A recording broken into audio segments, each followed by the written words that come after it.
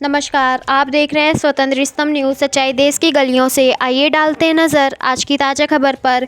1 फरवरी को आने वाले बजट को लेकर लोगों ने अपना आकलन लगाना शुरू कर दिया है। रुद्रा के चेयरमैन किशोर जी ने आने वाले बजट पर अपने विचार रखते हुए कहा कि कारपोरेट की तरफ सरकार को ध्यान देने तथा टैक्स की ओर ध्यान देने की बात कही। प्रमुख संवाददाता प्रेम सिंह पारस की रिपोर्ट, स्वतंत्र स्तंभ न्यूज़। और इस समय मैं हूँ रुद्रा शेयर्स पे।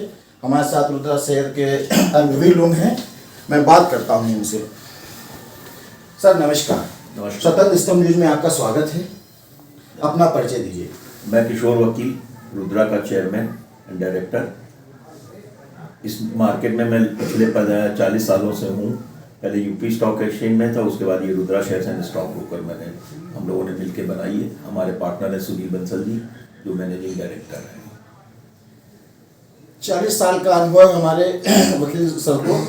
और आज मैं इनसे जानना चाहता हूँ कि जो आने वाला बजट है 1 फरवरी को, इसके बारे में इनकी क्या राय है। आने वाला बजट का जो 1 फरवरी को है, उस पे स्टॉक मार्केट के लिए हम लोगों की 2-4 चीज़ों की वो है आशाएं। शायद गवर्नमेंट उसके ऊपर ध्यान दें। पहला तो उन्होंने जो एक कॉर्पोरेट टैक्स वगैरह में जो कमी कर दी है पहले, अब हम चाहते हैं कि यही रिफॉर्म पर्सनल टैक्स में भी लाएं और इसकी लिमिट को बढ़ा के 25 लाख तक कर दें, जिससे 25% टैक्स स्लैब में हम ज़्यादा से ज़्यादा लोग कवर हो जाएं और उसका बेनिफिट मिल सके।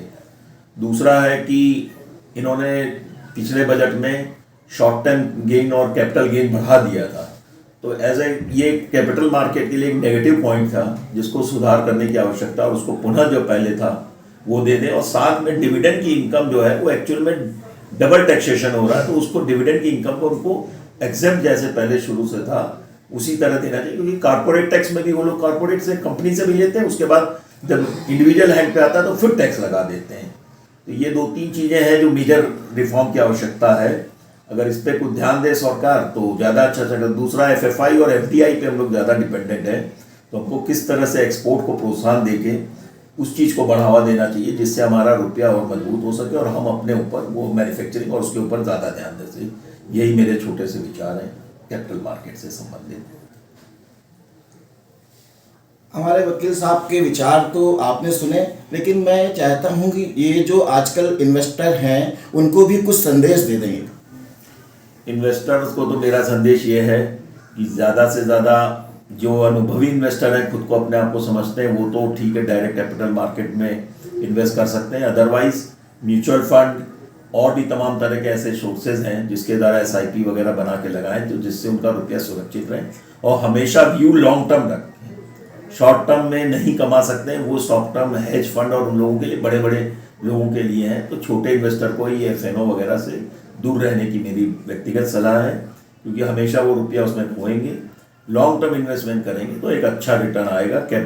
FD और अदर सोर्सेज से जो भी इनकम है उससे ज़्यादा रुपया आएगा 3 साल में, ऐसा मेरा सोचना है। आपके हिसाब से लॉन्ग टर्म इन्वेस्टमेंट करना चाहिए, म्यूचुअल फंड SIP के जरिए करना चाहिए? दोनों के जरिए करना चाहिए। दोनों के जरिए? दोनों। हमेशा पैसा देखिए लॉन्ग टर्म में ही बनता है, शॉर्ट टर्म में कुछ नहीं बन सकता। तमाम परिस्थितियां बदलती रहती हैं कैपिटल मार्केट में। आपने सोचा है, और फंड वही लगाएं जिसकी एकदम अचानक आवश्यकता ना हो आपको, मतलब उस तरह का सरप्लस फंड लगाएं अपने बचत का कि जिसकी आवश्यकता आने वाले 4-5 साल बाद हो, तभी आपको उस चीज़ का वो रिटर्न अच्छा मिलेगा। अदरवाइज तो फिर आप नुकसान खा सकते हैं। बहुत ही अच्छा संदेश दिया हमारे किशोर वकील साहब ने। और मैं इनसे एक छोटी सी बात पूछना चाहता हूं केवल कि सर, क्या कोई बजट जो आ रहा है इसमें कोई स्पेशल सेक्टर आपको लग रहा है? कुछ स्पेशल सेक्टर में कुछ होगा? स्पेशल सेक्टर में वो शायद मैन्युफैक्चरिंग को प्रोत्साहन देने के लिए कुछ छूट लाए, क्योंकि बेरोजगारी कम करना बहुत ज़रूरी है।